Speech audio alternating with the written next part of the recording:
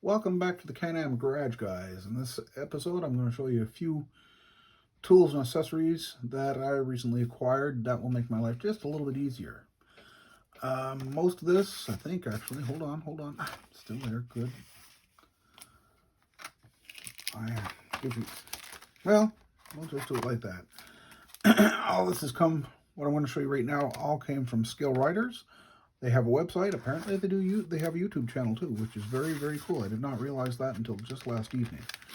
This is guide tape that can be used for cutting to guide the edge of your knife. It has a hard edge, and you can see all the nice little lines to help you, or can you? Should be able to. I know I can. You can see all the nice little lines to help guide by. They're 7mm wide. They make them in different sizes. Realistically, I probably don't need 7mm, but they didn't have anything smaller at the time. That's all right. That's just place for another order, as far as I'm concerned. Also from Skill Riders this time is a tungsten line engraver, a border tungsten line engraver. Mine is a 0.3. And I'll take the little cap off. You can see just how fine the tip is. It is very, very, very nice. I'm told you can get removable handles or replaceable handles or whatever that you can put on this over this to make it easier to hold. They didn't have any at this time, and that's, again, something else for a future order. Apparently I like spending money lately too. Okay, anyway, moving on. Also from Skill Riders is a decal squeegee.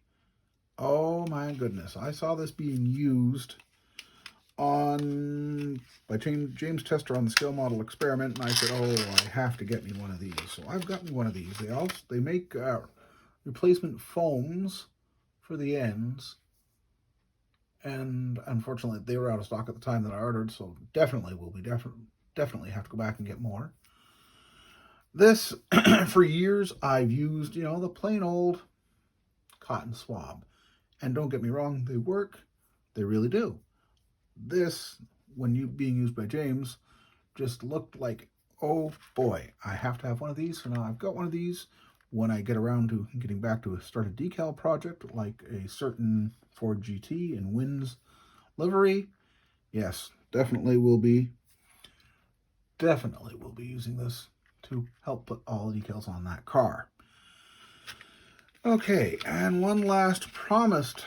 We talked before about using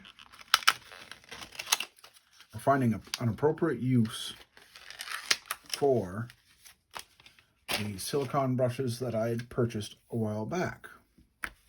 Bingo, bango. Sure, they make nice pointers where I can point out, this, that, the other thing. Yeah, they do that.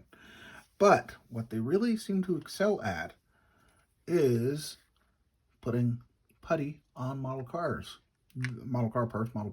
excuse me, whichever way you want to look at it. This is the coolest thing. I don't need any, but I will show you. I like my Tamiya basic putty. You dip it in there, you put it on the part, and it's there. Then, of course, I go to my trusty rag and wipe the excess putty off. Yeah, cool. It works at least as well, if not better, than my ancient putty spatula, which came to me, oh boy, in the 1970s when I was a member of the Revell Model Car Club. This is definitely my oldest tool. I could say I still use it regularly since I started using the silicone brushes the last few days.